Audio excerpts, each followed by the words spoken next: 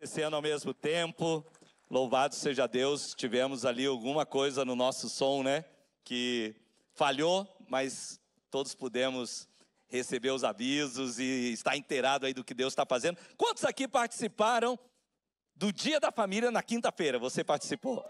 Uau, glória a Deus, foi um dia maravilhoso, sem dúvida nenhuma. O Dia da Família é um dos eventos mais especiais aqui da comunidade cristã, e ele também, o Dia da Família, inaugura o nosso mês da família, um mês onde nós vamos passar durante todo esse mês falando da família como projeto de Deus, né? Estamos falando isso hoje. Domingo que vem nós temos o Dia das Mães. No terceiro domingo nós vamos ter aqui o Brandon, que é um missionário americano que trabalha com adolescentes, vai estar falando aqui também para você que é pai de adolescente, não deixa de estar aqui no nosso terceiro domingo. Estamos falando da família, e porque nós entendemos isso, que a família é algo muito especial. Quantos louvam a Deus pela sua família? Amém? Eu quero orar com você, pedir que o Senhor nos guie na sua palavra nessa noite, que a gente possa receber muito do Senhor hoje. Pai, obrigado, Senhor. Obrigado por tua graça, obrigado por tua presença, obrigado pelo teu povo reunido, obrigado, Senhor, pela sua palavra viva. Nós queremos te pedir, Senhor, que o Senhor fale conosco, direto ao nosso coração essa noite, nos conduza, nos ensine e nos dirija, Senhor, debaixo da sua graça poderosa. Irmãos, nós estamos muito felizes de poder separar um mês para falar sobre a família, porque a família, ela é mais do que uma estrutura social, a família é mais do que uma estrutura cultural, a família é uma estrutura espiritual. Diga comigo, a família é espiritual. E queridos, se nós estamos construindo algo espiritual, nós precisamos usar materiais espirituais. Se nós concordamos que a família é espiritual, nós precisamos de ferramentas espirituais para essa construção, nós precisamos de materiais espirituais para construir essa edificação que o Senhor nos permitiu fazer, né? De acordo com aquilo que nós vamos edificar, nós vamos precisar escolher os materiais corretos. Se você está edificando uma estrutura de metal, você vai precisar usar metal. Se você está construindo uma casa de madeira, você vai usar madeira. Se você está construindo uma casa de alvenaria, você vai usar pedra, cimento. Você precisa escolher os materiais corretos segundo a construção que você está edificando. E se a família realmente é uma estrutura muito mais que social, muito mais do que cultural, muito mais do que qualquer coisa, se a família é uma estrutura espiritual, não dá para construir a família só com o nosso conhecimento natural, não dá para edificar uma família só com ferramentas emocionais, somente baseado na nossa força intelectual, porque isso não vai ser suficiente. Se nós queremos edificar uma família segundo o coração de Deus, nós precisamos de estruturas, de ferramentas espirituais para que a nossa casa seja bem edificada. E quem está falando isso não sou eu. Quem está falando isso é o próprio Jesus. E eu queria, se você puder ir comigo em Lucas, no capítulo 6, nós vamos ler uma das parábolas de Jesus, e nessa parábola ele nos mostra a diferença de edificar de uma maneira e edificar de outra. Preste atenção, Lucas 6, 47 a 49, o Senhor diz assim: eu lhe mostrarei com quem se compara aquele que vem a mim, ouve as minhas palavras e as pratica. É como um homem que, ao construir uma casa, cavou fundo, colocou os alicerces na rocha. Quando veio a inundação, a torrente deu contra aquela casa, mas não conseguiu abalar, porque estava bem construída. Agora, ouça o versículo 49. Diz assim: mas aquele que ouve as minhas palavras e não as pratica, é como um homem que construiu uma casa sobre o chão, sem alicerces.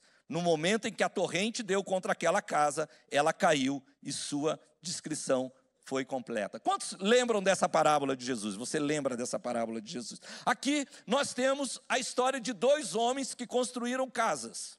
Uma casa sobre a areia e outra casa sobre a rocha.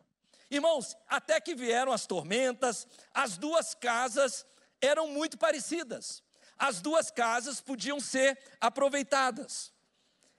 Na verdade, até que viessem as tormentas, aquelas duas casas tinham poucas diferenças, até que os sonhos se despedaçaram, até que a vida se tornou difícil, como acontece com todos nós, os dois homens estavam satisfeitos e gozando as suas bênçãos. Eu suponho que se você estivesse conversando com um deles, encontrado aqui no final do culto, provavelmente ele falaria para você: eu construí uma linda casa, nós estamos desfrutando dessa casa. Se ele fosse um amigo da célula, você teria conversado com ele e você não teria percebido nenhuma diferença a respeito da casa dele. Se essa pessoa fosse uma daquelas pessoas que comem um churrasco com você no domingo, você provavelmente estaria vibrando com aquela pessoa, você estaria congratulando com ela. Você olharia para aquela pessoa, os dois, você consideraria os dois homens piedosos, você pensaria que os dois homens amavam ao Senhor e o serviam, mas na verdade é que um deles estava construindo a vida dele sobre a verdade de Jesus, e outro não estava construindo a sua vida dessa maneira. A diferença entre esses dois homens era que um praticava o que ouvia e o outro não. E o que eu quero te dizer essa noite é que a diferença de uma família sólida, de uma casa que perdura, não está apenas em conhecer a palavra, não está apenas em ouvir as palavras, conhecer os princípios, mas a diferença está em praticar as palavras. O princípio fundamental para as nossas famílias precisa ser que eu e você nos dobremos à palavra e deixemos que essa palavra nos molde.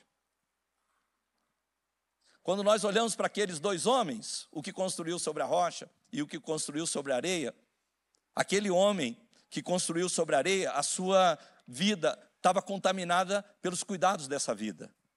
Aquele homem, talvez as suas maiores prioridades não estavam no reino, mas estavam nas coisas que são acrescentadas. Como Jesus disse: buscar em primeiro lugar o reino de Deus e todas essas coisas vos serão acrescentadas.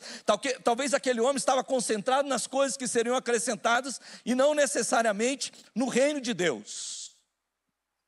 E o que me chama a atenção é que durante muito tempo isso não ficou visível.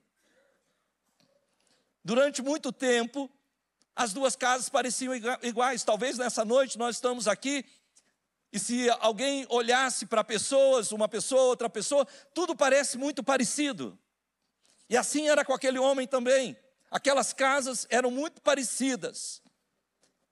Durante muito tempo aquilo não ficou visível, até que chegou a estação das chuvas. Até que os ventos vieram, até que as enchentes chegaram. Quando a inundação veio, a abordagem da vida daquele homem não pôde sobreviver, a vida dele desmoronou. Irmãos, eu creio que todos nós aqui conhecemos uma história assim. Pelo menos uma história parecida.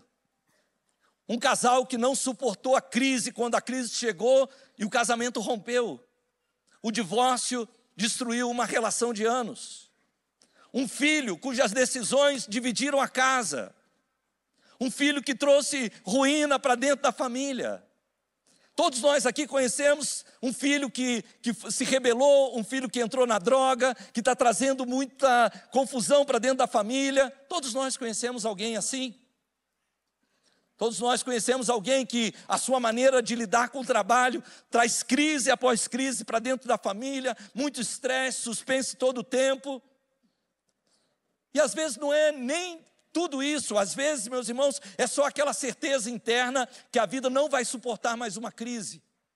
É você com aquele coração apertado o tempo inteiro, pensando: será que a minha vida suporta mais uma crise? É aquela sensação de que a maneira que nós estamos construindo não é resistente o suficiente para os ventos e para as inundações da vida. Nós olhamos para os fundamentos e o diagnóstico que a gente chega é que eles não são resistentes suficientes para as mudanças e as pressões que a vida nos impõe. É como disse o salmista no Salmo 11, versículo 3, ele diz assim: quando os fundamentos estão destruídos, que pode fazer o justo? É você chegar nesse lugar quando você diz: para que serve a minha justiça? Como que a minha vida cristã vai enfrentar essa situação? Porque os fundamentos estão destruídos. É aquela sensação, meus irmãos, de impotência que toma conta da nossa mente. E nessa hora é que algumas pessoas desistem de projetos preciosos que tomaram uma vida inteira para ser construídos. E aqueles, inclusive, meus irmãos, que desistem das suas próprias famílias. Eu temo dizer que a maioria das famílias de hoje em dia estão em meio de uma turbulenta tempestade. A verdade é que todo mundo deseja uma família feliz, mas cada vez menos pessoas acreditam que isso seja possível. Poucas são as pessoas que dizem, eu tenho uma família feliz. Poucas são as pessoas que dizem isso. São muito mais os relatos das tragédias, são muito mais os relatos de famílias que fracassaram e que estão experimentando resultados dolorosos. Ou seja, gente que está experimentando uma agonia emocional, às vezes o casal passando por essa agonia emocional, ambos os cônjuges sofrendo, às vezes é o estresse de uma família em contínua crise, às vezes é essa dor incurável de filhos que estão envolvidos em um tipo de drama, as perdas relacionais, a insegurança, o medo do futuro, a insegurança com as finanças, a insegurança econômica. A maioria das famílias estão vivendo, como disse o profeta Oséias, eles semeiam vento e colhem tempestade. Semeiam vento e colhem tempestade. Mas essa noite, eu estou aqui para dizer o seguinte, não precisa ser assim. Não precisa ser assim. Isso mesmo, é isso mesmo que você está ouvindo. As condições desastrosas da maioria das famílias são totalmente reversíveis. Irmãos, todos nós, deixa eu dizer algo para você essa noite, não é privilégio seu, se você entrou essa noite aqui, enquanto você me ouve, você está identificando alguma luta, alguma crise, alguma dificuldade na tua vida, deixa eu te dizer, isso não é privilégio seu. A maioria de nós, a maioria daqueles que estão aqui, enfrentamos crises, enfrentamos tempestades, passamos por lutas, não é privilégio só de alguns. A gente acabou de ouvir aqui um casal que disse, olha, meu marido ficou desempregado durante um ano. Cristãos sinceros também sofrem desemprego. Cristãos sinceros também passam por apertos financeiros. Casas de homens e mulheres que temem a Deus também têm filhos desajustados, eventualmente. Passam por crise nos seus casamentos. Talvez você está aqui hoje à noite, você está sofrendo a solidão da viuvez, ou mesmo de uma vida de solteiro por muito tempo. A verdade é que as tempestades batem à nossa porta, muitas vezes de maneira violenta, como se fosse uma grande tempestade. E deixa eu dizer algo, a tempestade não deveria ser uma novidade para nós. Porque Jesus, ele não disse assim, se a tempestade vier sobre a casa. Sabe o que Jesus disse? Ele diz assim, quando a tempestade vier. Então não é questão se a tempestade vai vir ou não, ela virá. A questão é quando ela virá. E quando ela vier, como estará as bases da nossa casa? Jesus disse, quando veio a inundação, a torrente deu contra aquela casa. Jesus nos indica que a tempestade sempre vem. A diferença é que é em momentos diferentes para cada família. Quantos aqui me ajudam com essa palavra e diz, minha família, em algum momento... Não precisa repetir, é uma pergunta. Minha família, em algum momento, passou por uma crise. Se você é uma dessas, levanta a sua mão assim. Isso. Pessoal, dá uma olhada ao redor. Dá uma olhada ao redor, porque é comum a todos nós. Então, a pergunta que nós temos que fazer não é se a tempestade vai vir. A pergunta que nós precisamos fazer é como permanecer de pé quando ela chegar. Como vamos permanecer firmes quando a tempestade bater contra a nossa casa, contra a nossa família? Como? O autor de Provérbios, ele nos deixa uma promessa muito preciosa. Eu amo essa promessa. Se você deveria anotar essa promessa. Provérbios 10, 25 diz assim, passada a tempestade, o ímpio já não existe, mas o justo permanece firme para sempre. Deixa eu te dizer isso novamente. É a palavra de Deus dizendo isso para você. Ei, passado a tempestade, o ímpio já não vai estar, mas o justo permanece para sempre. Ele permanece depois do desemprego, ele permanece depois daquela doença que bateu na sua porta, um câncer, um momento de dificuldade, uma falta de esperança. Era o que Jesus disse. Ele disse o seguinte, que o homem que edificou sobre a areia já não estava, mas disse que o homem que cavou até a rocha, ele permaneceu. Versículo 48 fala, é como o homem que ao construir uma casa, cavou fundo, colocou os alicerces na rocha, e quando veio a inundação, a torrente deu contra aquela casa, mas não a conseguiu abalar, porque ela estava bem construída. Levanta a sua mão direita, diga assim, a minha casa estará bem construída sobre a rocha. Irmãos, eu não sei se você já percebeu isso, mas a maioria das pessoas, elas querem mudar o seu entorno. A maioria das pessoas, elas são aquelas pessoas que são como aquelas pessoas que estão preocupadas com a pintura da fachada da casa, mas esqueceram as rachaduras. A maioria das pessoas querem mudar aquilo que está em volta. Os maridos querem mudar as esposas. As esposas querem mudar os maridos. Os filhos querem mudar os pais querem mudar os filhos. O patrão quer mudar o empregado quer mudar o patrão. Nós sempre estamos querendo mudar aos outros. Agora, quando nós olhamos aqui, nós vemos que a mudança começa com as coisas que estão escondidas. O problema não era a casa, as duas casas pareciam muito iguais. O problema era o que estava oculto, o problema era os alicerces. O problema era o fundamento daquela casa, aquilo que os olhos não podiam ver. E eu quero dizer algo para você essa noite.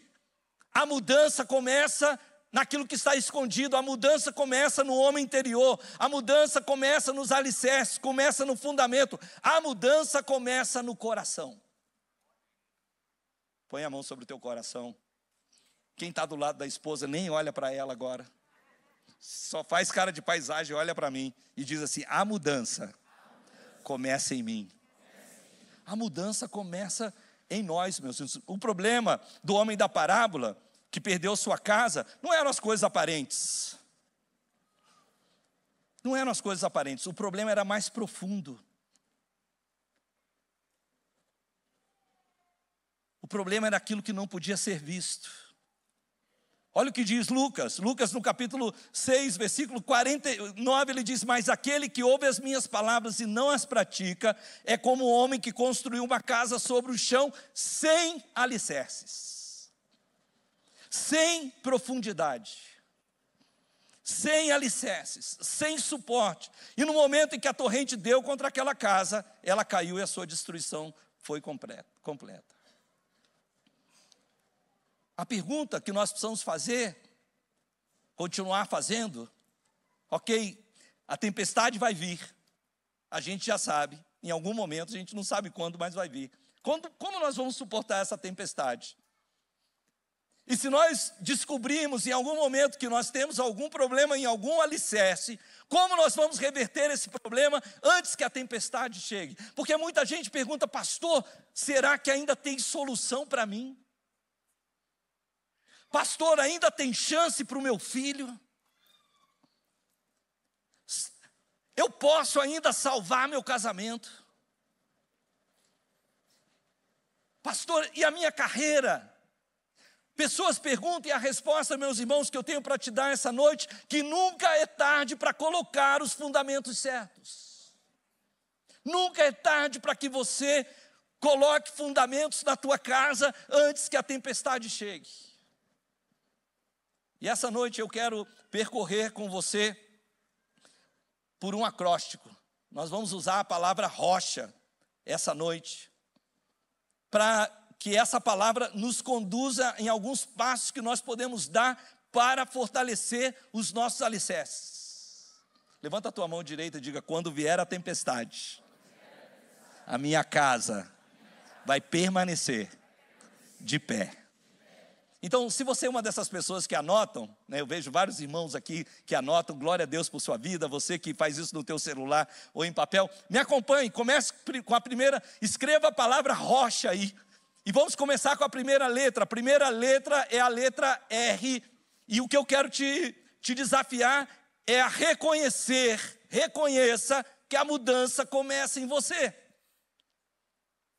Reconheça onde você precisa mudar.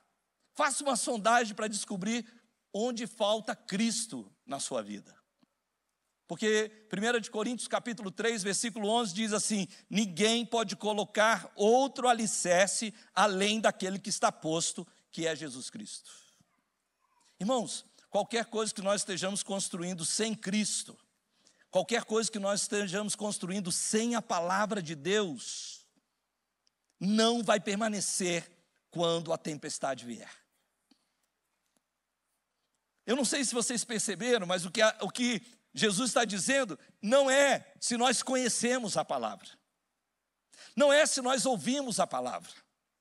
O que ele está dizendo é que aquele homem que não praticou a palavra, aquele homem que não fez dessa palavra o seu estilo de vida, ele construiu uma casa que não estava pronta para suportar os ventos da vida, as inundações da vida, as tempestades da vida. E é por isso que Lucas disse tão forte: eu lhes mostrarei com quem se compara aquele que vem a mim, ouve as minhas palavras e as pratica. Infelizmente, pouca gente atenta para isso.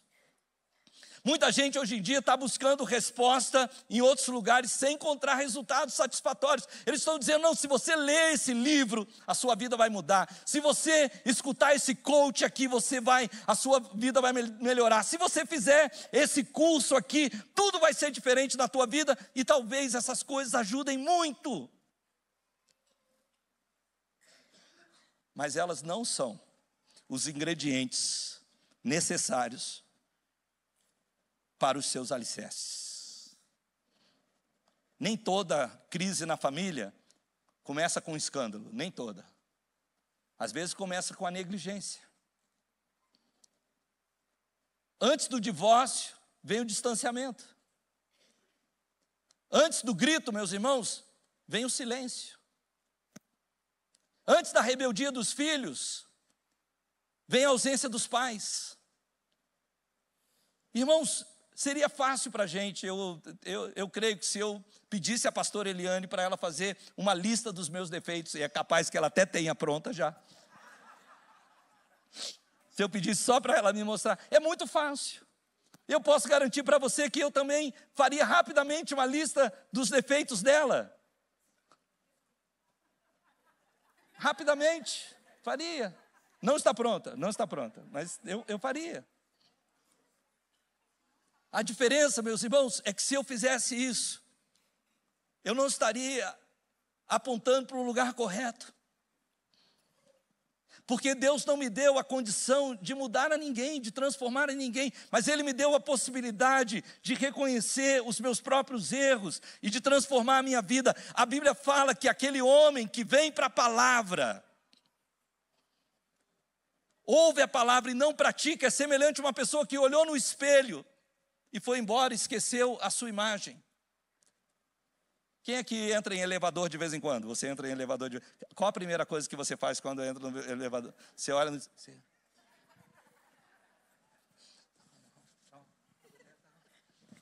o elevador abre, aí você... Porque é natural, quando a gente olha no espelho, o que a gente quer é consertar alguma coisa na nossa vida que não está legal. Arrumar o cabelo que está meio esquisito, a gola que estava meio fora. Tem uns que olham assim para ver se o dente não tem uma casquinha de feijão. Né? Você está ali porque você quer... Mas a Bíblia diz que aquele que vem para a palavra, vê a palavra e não pratica, é como uma pessoa que olhou no espelho, o cabelo estava todo desarrumado, a gola estava fora, tinha tudo fora do lugar, E ela só olhou, esqueceu e foi embora. Deus é o inventor da família, deixa eu te dizer, Ele está totalmente qualificado para escrever o manual de funcionamento da família. E se a gente rejeitar a sua palavra, o seu plano, por mais que a gente se esforce, nós não vamos conseguir fazer que a família funcione plenamente. Afinal, a família só funciona quando ela é feita da maneira de Deus. Ele falou isso na sua palavra: se o Senhor não edificar a casa, em vão trabalhos que edificam. Se o Senhor não for o construtor da casa, em vão trabalham os que edificam. E eu te pergunto essa noite, por que é que a mudança precisa começar em mim e em você? É muito interessante, olha o que diz 1 Coríntios, capítulo 7, versículo 14, falando da família. Diz assim: pois o marido descrente é santificado por meio da mulher, e a mulher descrente é santificada por meio do marido. Se assim não fosse, seus filhos seriam impuros, mas agora são santos. Deixa eu te dizer algo, a sua atitude de fé muda ambientes. O que a Bíblia está dizendo é que mesmo um marido que tem uma mulher incrédula, se ele for um homem justo, cheio de fé, a fé desse marido santifica a mulher. Mesmo a esposa que tem um marido incrédulo, se ela é uma mulher de fé, a fé dessa mulher transforma a vida do marido. Pais cristãos cheios de Deus, que andam na presença de Deus, santificam seus filhos. Você está equipado para mudar ambientes, você está equipado para mudar realidades. Esse amém aí foi sensacional, foi sensacional, foi sensacional. Eu vou ajudar você, põe a mão no teu coração, que você não está acreditando nisso. A sua fé transforma ambientes.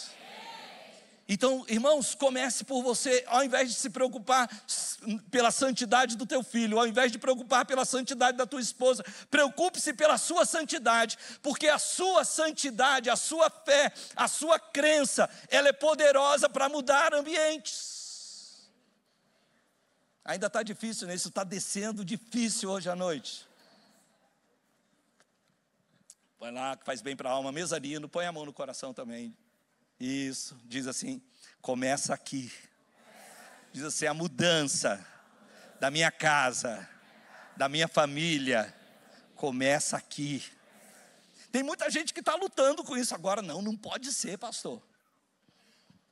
Porque eu que faço tudo certo, eu que venho na igreja, eu que busco a Deus, o Senhor está dizendo que começa em mim. E eu tenho que admitir para você que nem tudo é problema seu. Melhor dizendo, você não é todo o problema.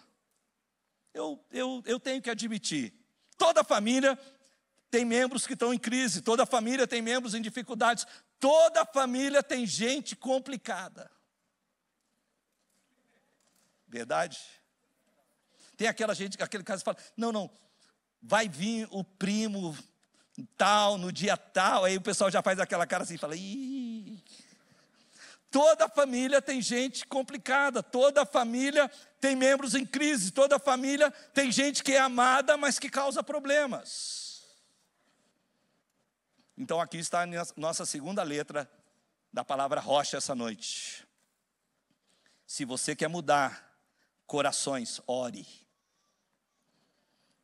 Ore. 1 Pedro de 3, capítulo 1, versículo 8, fala assim, do mesmo modo, mulheres, cada uma de vocês esteja sujeita ao seu marido, para que mesmo se ele rejeitar a palavra, seja ganho sem palavras.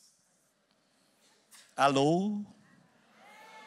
Eu não sei porque Pedro escreveu isso especificamente para as mulheres, mas eu quero dizer que esse versículo vale para os homens também. Às vezes, meus irmãos, o sermão só traz confusão. Às vezes a gente quer ganhar as pessoas no convencimento. Eu sou um pai de filhas adultas. Chega um momento na tua vida, você que tem filhos, que os teus filhos não querem mais escutar você. Alguém aqui concorda comigo? Levanta a tua mão. Esses aí são pais de filhos grandes. Não querem mais ouvir você. Então, meus irmãos, não adianta falar, não adianta a mulher falar para o marido, larga o futebol, vem para a igreja. O cara vai vir emburrado. Não adianta. Não adianta o esposo ficar querendo colocar a goela abaixo da esposa, que ela agora tem que ser crente. Não adianta, meus irmãos, mas a oração, ela move montanhas. Você não pode mudar corações, mas você conhece um que muda corações. Nós temos aqui na igreja um exemplo precioso. E pastor Hugo, eu tenho que te confessar que eu fui para Piraquara hoje, 7 anos da igreja em Piraquara lá. Você pode dar um aplauso para o Senhor? Estava linda a igreja. E eu resolvi que era dia de confessar pecados. Então confessei os pecados do pastor Hugo.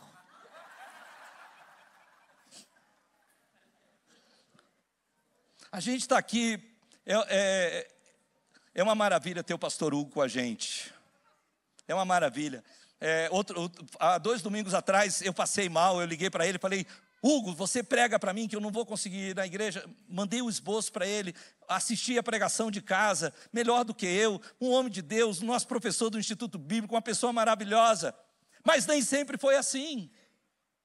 Um dia eu fui buscar o Hugo no bar, drogado que só ele tinha 3 copinhos de pinga em cima do balcão.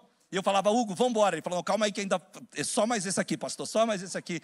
E nós tivemos que juntar 4 homens para jogar ele dentro do carro. 8 anos a esposa dele estava orando por ele, 8 anos orando por ele. 8 anos encontrando esse homem na sarjeta, sangrando. Ele capotou o carro com um filho pequeno dentro. Estava confessando todos os teus pecados. Pior que tudo é verdade. E as pessoas diziam para Giovana, separa, divorcia, chega, não tem mais esperança para esse homem, já chega. E ela falava, não, eu tenho uma promessa de Deus, eu amo o Hugo, eu vou continuar orando por ele. Porque a oração, meus irmãos, muda realidades. Não tente mudar você as pessoas, mas a oração muda realidades. João capítulo 16, 8, ele diz, o Espírito Santo convencerá da justiça, do juízo e do pecado. Põe a mão sobre o teu coração. Fala assim, eu não sou o Espírito Santo. Você não é você quem vai convencer do pecado, da justiça e do juízo, mas você pode orar a Deus. Aquele que ouve orações, ore e deixe o Espírito Santo agir, confie nele. A terceira letra é a letra C, e o que eu tenho para te dizer é cave. Cave. Quem aqui alguma vez já cavou uma vala? São poucos os que têm essa terrível experiência. Essa terrível experiência de um negócio que nunca acaba, que nunca termina. Quando você já, não sei se vocês já viram isso, mas quando você cava um buraco, parece que dentro daquele buraco tinha uma montanha, porque a terra que fica do lado de fora não podia estar lá dentro. É muito mais. Cavar é difícil, cavar leva tempo, mas a Bíblia diz que aquele homem cavou até colocar a casa sobre a rocha, até encontrar uma rocha. A Bíblia diz que ele cavou fundo e colocou os alicerces na rocha. Meus irmãos, às vezes, cavar fundo significa ordenar as nossas prioridades à luz da palavra de Deus. Sabe por quê? Porque o amor começa com prioridades. E eu quero dizer para você que nada deveria violar a prioridade, nada deveria violar as prioridades do seu lar. Nem amizades, nem viagens, nem carreira, nenhum tipo de estudo, família, trabalho, o sogro, a sogra, talentos, lazer, o seu ministério na igreja, o esporte, a diversão, Netflix, o videogame, nada deveria violar a prioridade do seu lar. Quando Deus projetou a família, Ele projetou que esse fosse um relacionamento prioritário. Irmãos, às vezes a gente fica escandalizado.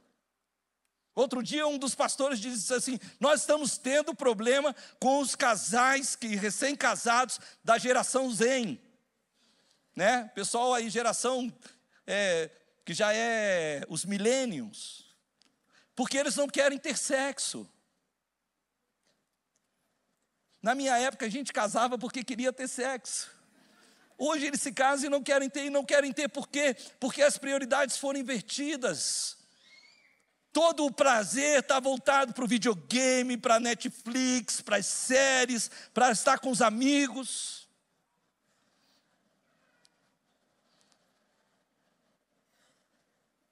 Deus determinou na família que o relacionamento prioritário fosse entre o homem e a mulher. Essa é a ordem bíblica. Na verdade, Deus fez o seguinte: Ele criou Adão primeiro para relacionamento com Ele. Então, o nosso primeiro relacionamento é com Deus. Depois, então, Deus criou Eva para Adão, para que Adão tivesse relacionamento com a sua esposa. Então, o segundo relacionamento mais importante é com a esposa. E, finalmente, Deus criou os filhos. Irmãos, eu não estou dizendo que os filhos não sejam importantes. Claro que os filhos são importantes. Eles são mais importantes que a maioria das coisas na nossa vida, mas eles não são mais importantes do que o nosso relacionamento com Deus e com o nosso cônjuge. Na verdade, meus irmãos, um relacionamento satisfatório com Deus e amoroso com o cônjuge compõe o fundamento correto para amar e treinar os nossos filhos. Um casamento forte é o melhor lugar para criar filhos saudáveis.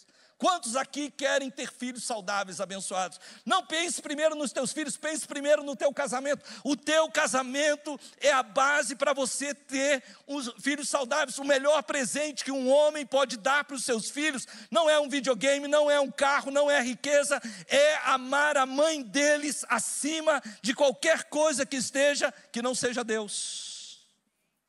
A melhor coisa que uma esposa pode dar para os seus filhos não é atenção, não é comidinha gostosa, não é uma caminha arrumada. Essas coisas são importantes, mas a melhor coisa que ela pode dar é ser uma mulher dedicada ao seu esposo, porque os nossos filhos estão nos vendo. Nós não estamos fazendo nenhum favor aos nossos filhos quando nós sacrificamos o nosso relacionamento com Deus e o nosso casamento por causa deles. Vou precisar repetir isso aqui. Você não está fazendo nenhum favor aos seus filhos quando você sacrifica o seu relacionamento com Deus e o seu casamento por causa deles. Pais, por favor, lembre-se disso. Os seus filhos vão crescer um dia. E eles vão deixar a sua casa. E a pergunta é: que tipo de lar vai ficar quando eles tenham ido embora? Um lar frio, distante, ou um lar íntimo e satisfatório? Que modelo de casamento você está passando para os seus filhos quando eles começarem a nova vida? Você não deve permitir que nada e ninguém ocupe a posição do seu cônjuge com relação a você. Nada. Se você colocar o seu cônjuge em outra posição de prioridade que Deus não estabeleceu na sua vida, você vai entrar em desordem. E eu volto a dizer, cavar é difícil. Cavar existe esforço, perseverança. Manter um casamento saudável, manter a sua vida em prioridade com a sua esposa ou com o seu esposo, dá trabalho. É difícil. Mas nós precisamos ter perseverança e continuar fazendo isso. A próxima letra é a letra H, de rocha. E o que eu quero te propor é que você honre. Honre a posição e a prioridade de Deus para cada membro da família. Honre a posição e a prioridade de Deus para cada membro da família. Escute isso: a esposa deveria honrar a posição de autoridade do marido. O esposo deveria honrar a posição de influência da esposa. Eu tenho visto casamentos que entram em desordem por alguns motivos. Às vezes, o marido se omite. Ele deveria estar ali exercendo uma posição de autoridade, sendo o chefe do lar, sendo a liderança espiritual da casa. Ele se omite. Então, a esposa que não tem autoridade, mas tem influência, tem que ocupar esse espaço que o marido deixou.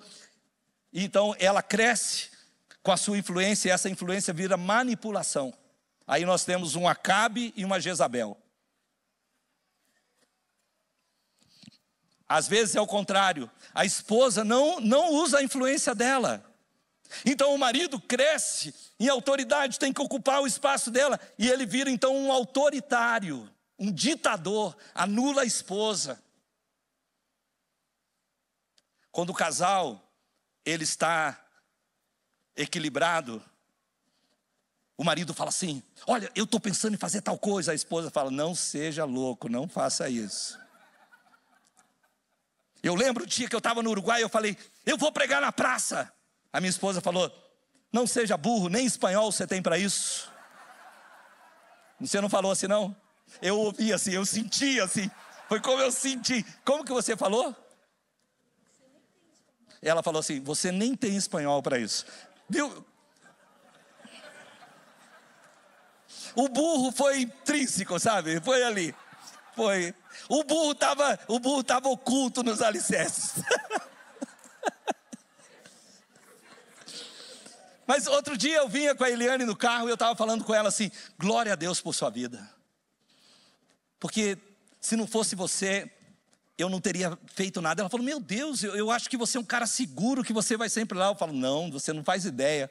Quando eu te pergunto e você fala assim, vai, aí eu estou com tudo. Mas quando você fala assim, veja bem, pronto, já acabou. Por que falou isso? Estragou tudo. Mas irmãos, muitas vezes eu me livrei por causa da influência da minha esposa. Muitas vezes eu me livrei porque eu ouvi a minha esposa, ela contrabalança. Mas ela, fique tranquilo, lá em casa, ela não carrega bujão de gás, ela não troca luz, ela não está usando furadeira, ela não faz nada disso, porque tem homem naquela casa.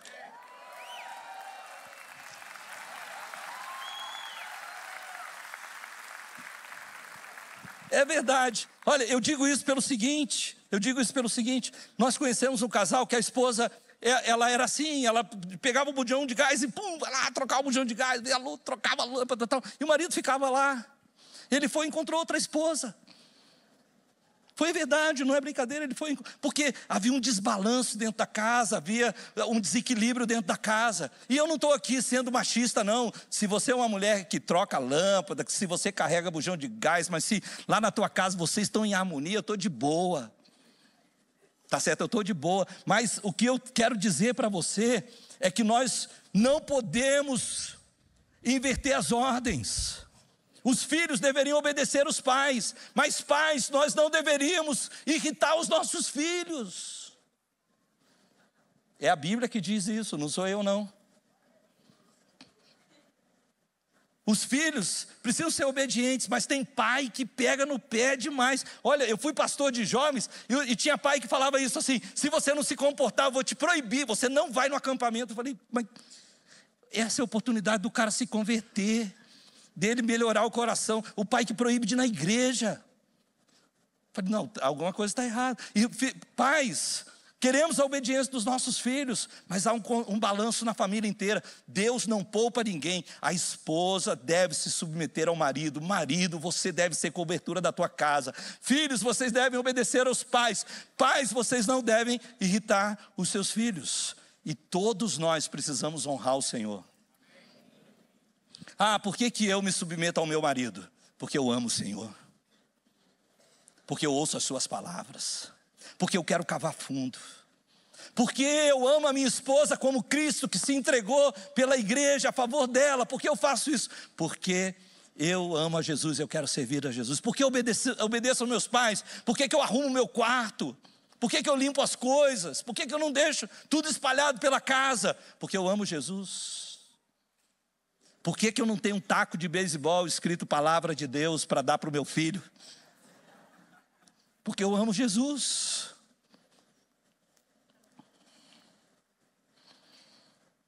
Pode ser que você está aqui hoje à noite e você cresceu num lar com papéis invertidos, onde o pai estava omisso, na maioria das vezes, e a sua mãe teve que tomar as rédeas da casa. Pode ser que você cresceu num lar onde a sua mãe teve que assumir os dois papéis. Seu pai vazou e sua mãe teve que ocupar o lugar do pai e da mãe. Eu sei que existem lares assim. Quem sabe você se criou num lar onde o trabalho era mais importante do que o casamento. Pode ser que você teve um pai abusivo, um pai autoritário, um pai que anulou totalmente a sua mãe. E talvez, na sua casa, o bar era mais importante do que o lar. Quem sabe você está aqui hoje à noite e você pensa que os filhos precisam ser mais valorizados do que o cônjuge. E talvez você nunca viu uma família que funcione da maneira que eu estou te dizendo. Pode ser que essa noite você esteja perguntando, é possível? É possível ter uma família assim? Eu quero garantir para você, que se você persistir nas prioridades de Deus, se você persistir, que essas prioridades se restabeleçam na sua família. Se você não deixar que qualquer coisa, por melhor que pareça, tome o tempo e a força que legitimamente pertence à tua família, você vai dar um passo importante para construir conforme a planta e o projeto de Deus. Irmãos, eu sou muito agradecido. Eu e a Eliane, nós somos muito agradecidos pela casa de Deus. Porque o pai da Eliane hoje é um homem de Deus, mas eu lembro quando ele passava dias sem tomar banho. Quando ele chegava numa moto em casa e a moto ficava lá fora de tão bêbado que ele estava. Eu lembro que ele era um homem que estava destruindo a sua casa e a sua família. Por outro lado, eu cresci num lar de um pai autoritário. Um homem que muitas vezes a minha mãe teve que me livrar porque as surras que ele estava me dando iam me matar. Eu lembro quantas vezes a minha mãe estava puxando ali o braço do meu pai, falando, para, você vai matar o menino. Eu lembro quantas vezes eu fui lavado numa bacia daquelas de zinco com água e sal para lavar as feridas. Como eu ia para a escola com aquela calça de tergal. Alguém aqui já usou uma calça de tergal para a escola? Bom... E debaixo dela minhas pernas tinham vergões. Mas eu louvo a Deus, porque a gente não precisou reproduzir isso na nossa casa. A gente não precisou reproduzir isso no nosso casamento. Por quê? Porque nós conhecemos a palavra de Deus.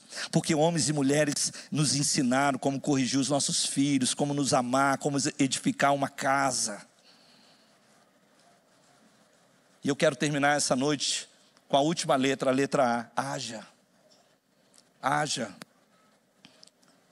Não seja como aquela pessoa que ouviu a palavra e não colocou em prática. Seja como aquela pessoa que ouve a palavra e pratica. Esses tempos, eu viajei e na minha viagem me deram um alarme, um sensor de fumaça. E eu instalei esse sensor de fumaça lá na minha cozinha. Acontece que esse sensor de fumaça, ele é muito sensível. Ele é muito sensível. Então, se você está fazendo uma coisa no forno, e você abre o forno e sai aquela fumacinha assim do forno, ele começa... E ele virou o vilão da cozinha lá em casa. Ele tem um negócio assim que ele gira, então me chamam, tira esse alarme daqui, eu tenho que ir lá... arrancar o alarme, enrolar numa toalha, porque ele está tocando ainda, tem que esconder aquele alarme. E a gente sabe que às vezes os alarmes na nossa vida são chatos, nos incomodam. Mas eles têm um propósito de evitar grandes tragédias. E às vezes na nossa família, os alarmes surgem. É um filho que ficou muito quieto. Quem aqui tem filho bem pequeno, assim de 2, 3 anos, você tem filho bem pequeno, já percebeu se teu filho fica quieto, corre porque alguma coisa terrível está acontecendo. Uma irmã ali fez assim dormindo, mas eu tenho um amigo que entrou dentro, o filho de um amigo que entrou dentro de uma lata de 18 litros de tinta a óleo. Tiveram que dar banho de água raiz no menino. Mas não é disso que eu estou falando, eu estou dizendo sobre, às vezes, quando um filho se cala dentro de casa. Às vezes, quando a sua esposa se queixa repetidamente. Às vezes, quando o marido está dizendo algo e que já está até ficando chato. quando nós encontrarmos alarmes dentro da nossa casa, nós deveríamos agir. Nós deveríamos fazer algo para evitar ou para preparar para futuras tempestades.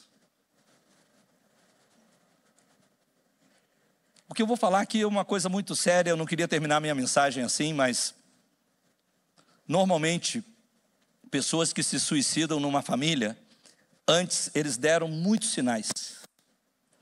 E depois que isso acontece, esses sinais são encontrados, às vezes são cadernos que têm desenhos, coisas que estão escritas. É um desastre no meio de uma família.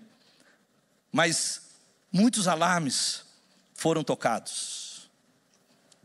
E às vezes Deus permite que coisas vão acontecendo dentro da nossa casa e esses alarmes vão sendo tocados justamente para que a gente possa prevenir a destruição. E pode ser que as queixas que nós estamos tendo dentro da nossa casa nesse momento sejam enviadas por Deus para prevenir a destruição de uma linda família projetada por Ele para ser um prazer e uma bênção. Então o que eu quero propor a você essa noite, preste atenção e corra para consertar os problemas que estão fazendo que esses alarmes soem. Não faça como lá em casa, não retire o alarme. Não enrole ele numa toalha. Veja aonde os problemas estão acontecendo. Então, quando isso acontecer, você vai lá, vai resolver o problema, vai arrumar o problema e você vai se sentir muito satisfeito, muito contente de ter separado tempo, de ter investido forças necessárias para restabelecer as prioridades de Deus na sua vida. E à medida que você se comprometa em fazer isso, em proteger as prioridades do seu casamento, você vai encontrar que a família continua com desafios frequentes, mas também com recompensas maravilhosas. Eu quero orar por você hoje à noite. Construa a sua família sobre a rocha. Você pode ficar de pé comigo? Eu quero orar por você.